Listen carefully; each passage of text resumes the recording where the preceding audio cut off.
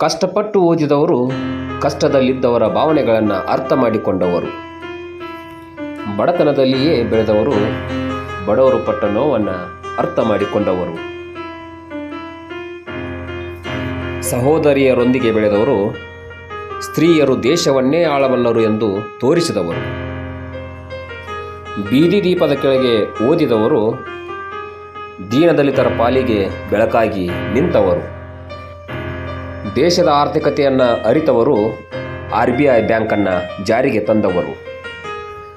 ದುಡಿಯುವವರ ಬಗ್ಗೆ ಚಿಂತಿಸಿದವರು ದುಡಿತದ ಸಮಯವನ್ನು ನಿರ್ದಿಷ್ಟಪಡಿಸಿದವರು.